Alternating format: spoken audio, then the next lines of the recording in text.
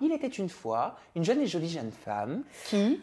Alors écoute, on va faire bref. Il était une fois une jeune jeune fille qui s'appelait Sarah Martins, qui était pleine de rêves, qui a commencé par ses études de coiffure et qui ensuite a atterri dans la télé-réalité sans même le savoir et qui aujourd'hui fait aussi le métier d'influenceuse où elle se plaît très très bien et j'espère continuer là-dedans et voilà.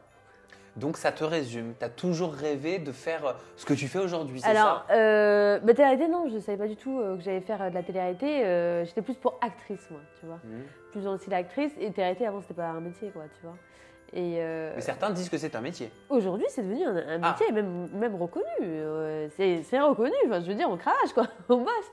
Et donc, oui, après, on ne fait pas que ça, on fait aussi influenceur par les marques.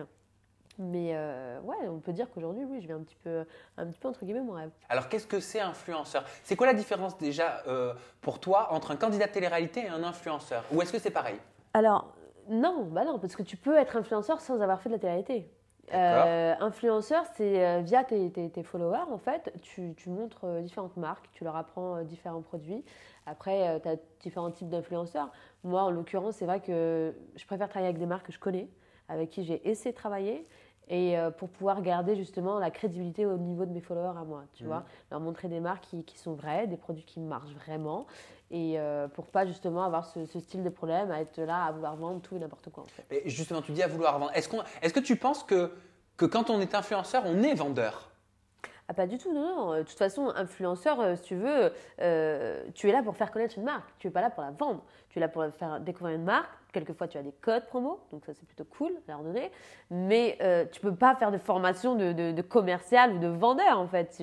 Tu es un peu… voilà, tu es là pour faire connaître une marque, c'est tout. Vu que tu as beaucoup de visibilité, aujourd'hui, on te demande, voilà, par rapport à ta visibilité à toi, est-ce que ça t'intéresserait de leur faire connaître à ta communauté, pardon, telle et telle marque, quoi, tu vois. Et toi, à ton niveau, Sarah, tu préfères être candidate de télé-réalité ou influenceuse? Alors, c'est intéressant d'être aussi influenceur. Pourquoi? Parce que, par exemple, quand j'ai des bons produits qui marchent très bien et que je peux leur avoir à des prix assez intéressants, moi, ça me fait plaisir de leur faire partager.